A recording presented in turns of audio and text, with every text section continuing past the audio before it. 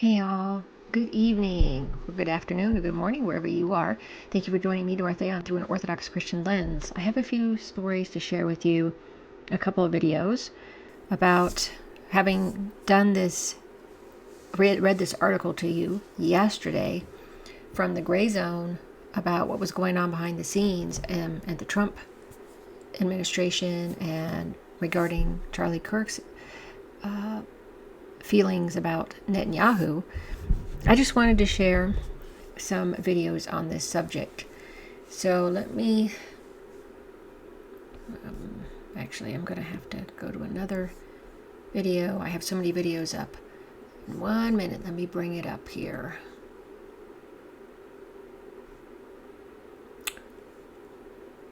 Okay, so I'm going to play this and just play this portion of what Charlie Kirk was saying at the time and Larry's response on Dialogue Works. Country's fortress. When I first heard this story, I still had the same gut instinct that I did initially. I find this very hard to believe. I've been to that Gaza border. You cannot go 10 feet without running into a 19-year-old with an AR-15 or an automatic machine gun that's an IDF soldier. Right? The whole country is surveilled. And so let me just kind of go through this. We don't talk about Israeli politics very often, and most Americans don't know this. The last 9 months, Israel was on the brink of civil war. It's not an exaggeration. This judicial stuff, there were hundreds of thousands of Israelis taking to the streets because Bibi Netanyahu was basically redefining the Israeli constitution. That's not an exaggeration, right? He said the judicial branch has too much power. There were protests planned this week against Netanyahu, where they anticipated tens of thousands of people to take to the streets. That's all gone, Patrick. Netanyahu now has an emergency government and a mandate to lead. I'm not willing to go so far that saying that Netanyahu knew or there was intelligence here, but I think some questions need to be asked. Was there a stand down order? Was there a stand down order? 6 hours? I don't believe it. Israel's the size of New Jersey. When I took a helicopter ride from Jerusalem to the Gaza border, it's 45 minutes. 6 hours. They're live streaming the killing of Jews. Did somebody in the government say stand down? That is a legitimate, non-conspiracy question. The whole country is the IDF. The whole country is. Yeah. And you're trying to tell me that they're going to concerts and kibbutzes and schools and by report. Yeah. Yeah. He definitely was not a fan of Netanyahu. Netanyahu coming out and saying that he was the best friend of Israel. That's why Islamists and those people who radical Islamists killed him because of that. And I don't see that. I don't see really what Netanyahu is telling us is literally a big lie. Go ahead. Well, it also goes back to, let's say, the human life issue. Because when you're an advocate like Charlie Kirk was for the unborn, for children to be born, then naturally, once you start seeing the images of these children being murdered by the Israelis, we're not talking one or two or isolation. We're talking a steady campaign to exterminate the Palestinian people. I think that started to weigh on Charlie's conscience. And that I think he was genuinely in the process of shifting his position, which, I don't think you can rule out the possibility of saying, did the Zionists have him killed? Mm-hmm. Concerning the article from the Gray Zone and what was said in that, and then Larry is coming to that conclusion as well, that there is a possibility. Nobody's saying it is, or that there's really any evidence, but this is a possibility. Nobody believes that kid did this on his own. Just like nobody believed Crooks did that on his own. Let me go to George Galloway. He did a really good piece on this. And I want you just to, listen to what he says. I mean, I just thought it was something to consider.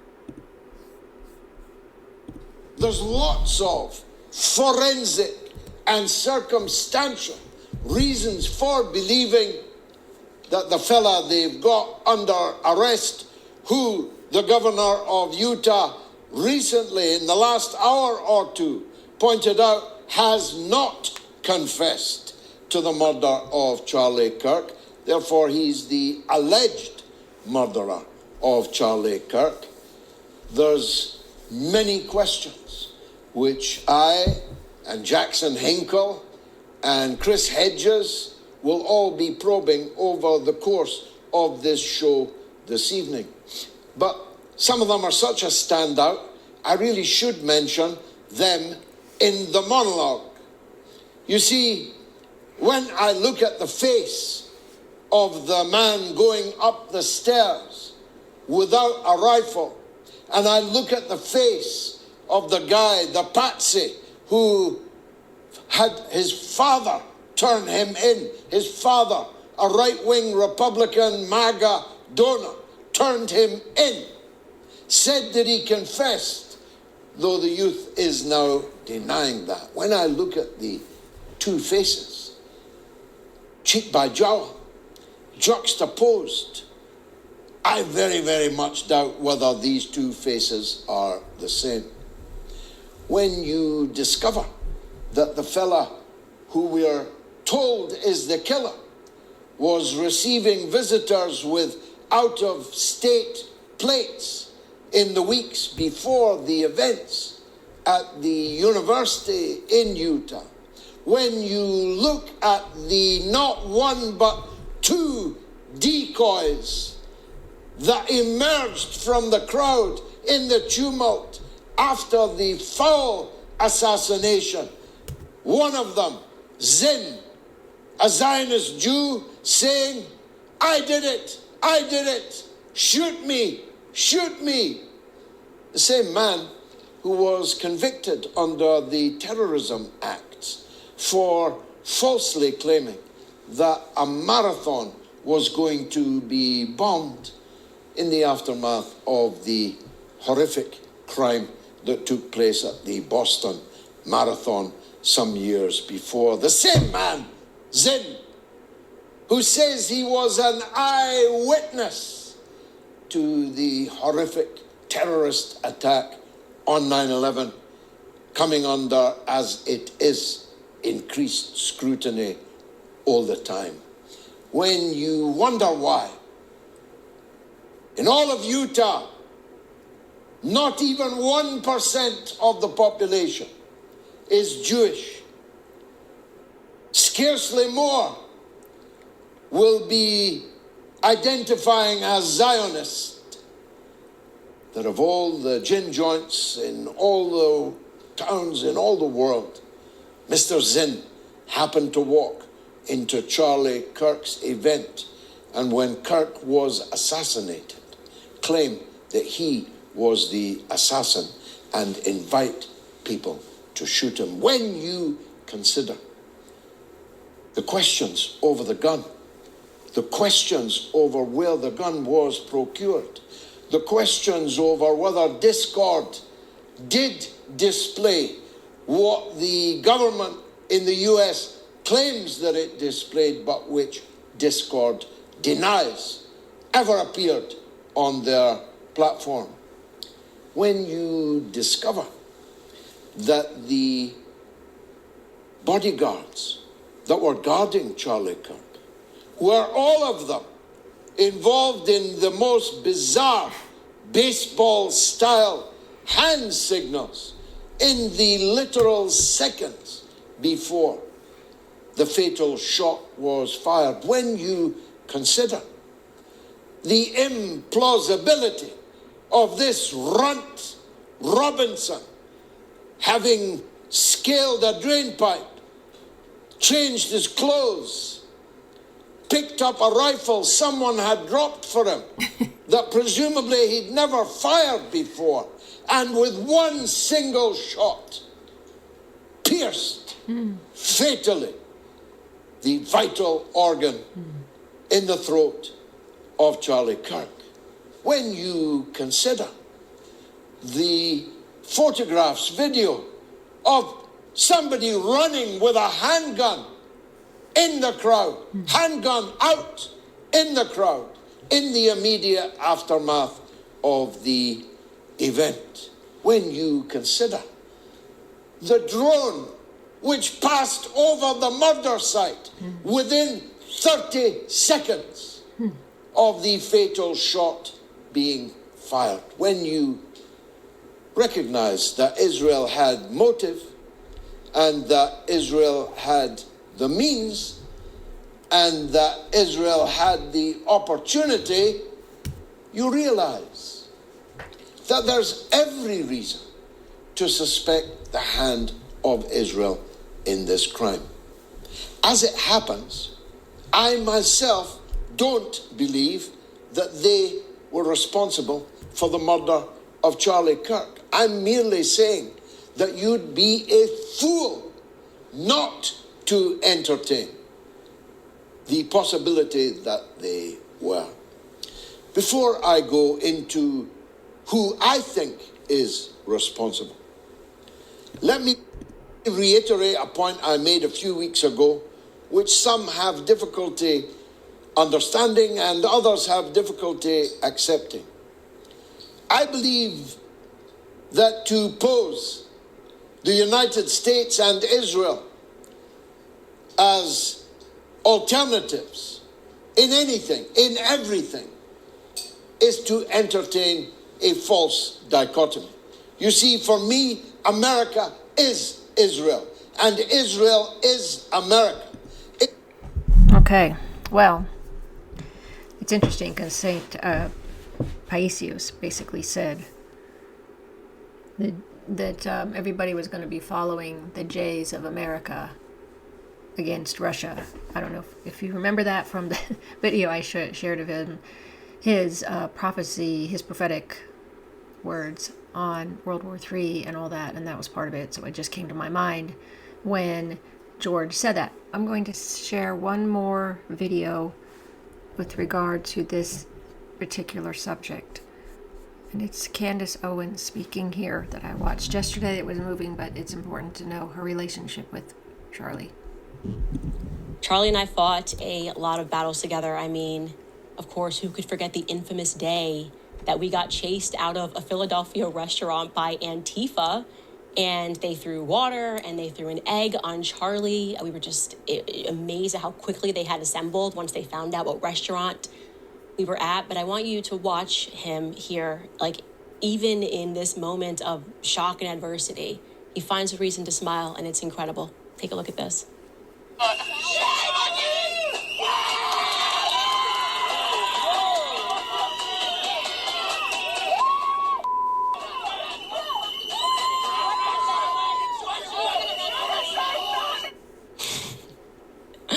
That was Charlie. That was Charlie, man. That was always his main thing. Be a happy warrior. And he was a happy warrior. And we were happy warriors. And we laughed a lot at the protesters, the absurdity of the protesters always. I personally think some of the protesters liked that Charlie and I were making light fun of them. I don't even know what campus event this is, but I love this video of me just playing with the protesters, sitting in front of one of their signs, and Charlie speaking over my shoulder. Take a listen. If you aren't wealthy, white, and male, Charlie Kirk is not your friend. What do you think? Are you not my friend anymore? Are we not friends? Is Is that right? Find out? Is I'm going to find out? A sign outside of a thing, an event that we just did, that you're not my friend? Go figure. Looking back at too many photos, I just have too many photos with Charlie. It really is incredible to see how many times he's just right behind my back. Charlie always had my back, and I always had his. Charlie was right by my side when I started Blexit, obviously. He was also there the night that I met my husband, which was absolutely an incredible night. And in the UK, which I didn't expect to happen. I got to tell you, initially, Charlie, ever the analytical mind, when I told him, I'm like, I think I'm going to marry this guy first. He's like, wait, like, is this going to be good for your brand? I'm like, Charlie, this is love. This is not a brand decision. And then he sat down and he spent just one evening with George, and Charlie was just the most supportive of everything. And this is our text chain speaking about that moment. He's like, his heart is wonderful. You guys are meant for each other. I see it brilliantly and clearly. And he gets it. He isn't afraid of you being you. And he's been through hell. And it was, Charlie was by my side the day that I got married, of course. He was by my side, when I got married to George. And, of course, Charlie fell in love with Erica. That entire journey to me when I was reading through a text is so funny because it was exceptional. I was always leaning into Charlie's analytical mind and making fun of him. Like, oh, well, all we need to do is get a plan. You love Erica? Okay, what's the plan? What are we going to do? What's step one? What's step two? And the plan that I came up with instantly was all we have to do is convince her that her last name is terrible. Her last name, she's got to marry you because it's practical. Mrs. Erica Kirk sounds so much better than Miss Erica Francie. What is that last name? It's a practical decision. This is the text chain from that. Charlie and Erica Kirk, he says it's going to be the power couple of the century. I need to continue to pray about it. I said, her last name's dumb. She literally needs you to propose. It's way too complicated. He said, I'm going to tell her it sounds like a sneeze. It's horrible. And then I wrote, marry me. It's a logistics thing. That's just who we were. Always making fun and always wanting to know what the plan was. And obviously it worked, you guys. It worked. Our plan worked. We broke Erica down. First came the name shame, then came the wedding, and then came the children. Charlie really loved Erica from a time I'm reading through the text today. Just loved her. He loved his family. He really did. And I just want to say that Charlie and I, because I think this is important, never for a single minute, ever, did Charlie and I stop being friends. Even when the world demanded that from both of us, our relationship was real. We were brother and sister. We were fortified. Our relationship was forged in fire, the fire of politics. I knew him. I knew Charlie, the real Charlie. And Charlie knew the real Candace, And people knew I didn't like a lot of people in politics. I didn't like a lot of people calling me and doing the political dance. Of course, people guessed it correctly when they said, oh, the person who probably was the intermediary when Trump called about Brigitte was Charlie Kirk. Of course it was Charlie. They would never send anybody else to call me with anything because they knew that Charlie was a brother to me. And there was so many things that were said that were wrong, and we laughed at how wrong it was when people thought that when I had made up my mind about Israel, that Charlie and me fell apart. Nope, never, not for a second. I said, it's the easiest decision ever because Charlie knew who I was and I knew who he was. I said, Charlie, this is where I'm at, and there's no room for movement. And you tell your whoever that needs to hear it, whatever you need to tell them, because we're always going to be brothers and sisters, We're always going to be brother and sister. And we would talk about things and debate things behind the scenes. And I think my perspective was as it's been throughout our relationship. You might not get it now, Charlie, but you will. I'm only a few years older than you, but I think you're gonna see things my way. And I think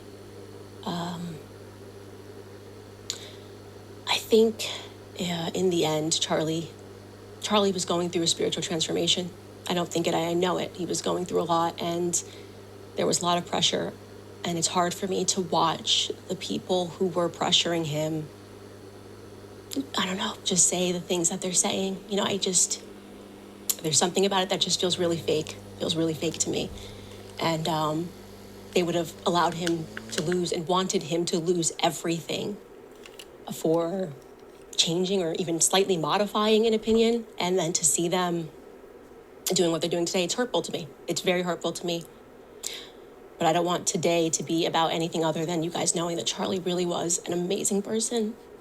He was we were really close. And he was my best friend and my brother. And I will never unsee the footage of what I saw, the violence of it. Yeah. I pray for the people who took any pleasure in that. There's not a single person in the world that I would wish that on. And least of all, someone with a heart like Charlie's. He loved his family, he loved his wife, he loved his country. And he didn't deserve that ending. He's really young. But I know that we will carry the torch. I will never allow the memory of Charlie to be forgotten, obviously, because there is no Candace without Charlie. We came up in politics together. And so I don't know what else to say, guys, other than I'm in a lot of pain right now. And I love you, Charlie, and, I'll see you when I'll see you. I love you very much.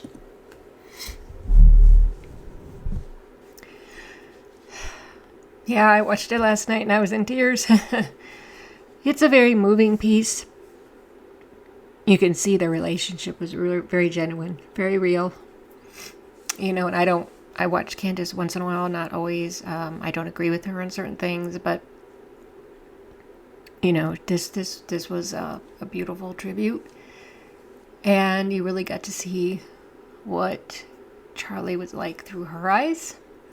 And she was really close. She traveled with him for 2 years, doing tours or something, years ago, apparently. There's a whole thing on this if you want to watch her channel on that. But the reason why I brought this up to share is because we were talking about the issue with,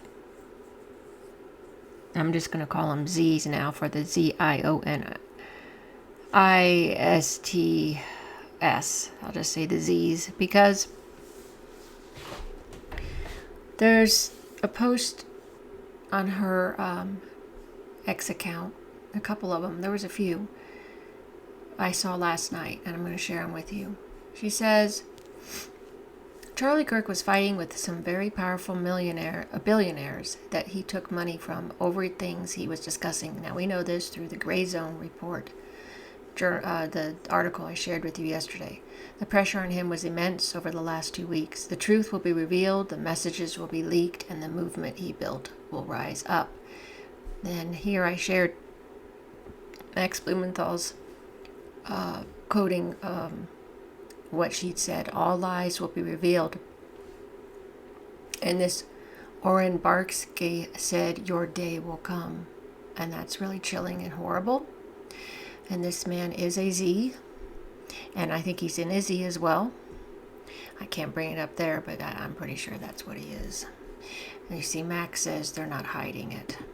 I mean, I can show you here that, well, no, I can't because that didn't work. But in any case, he is a Z and an Izzy, I believe. So, why would somebody say such a thing? Such a threat like that? And I'm sure she's had several with her stance on Palestine, and the Gaza issue. But in any case, I think all that I shared there with Larry Johnson's thoughts, what we saw that Charlie was saying, the bullying of Netanyahu as he had seen it, and then his questioning what happened on the stand down, which was confirmed through an Israeli soldier, an Izzy soldier, who spoke at the, testified at the Knesset about it, that there was a stand down. So there was one. And then you couple that with,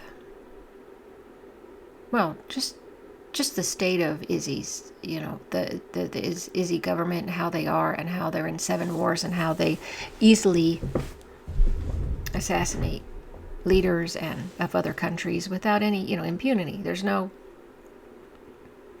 They never get punished or, thrown in jail or anything like that for their crimes. And here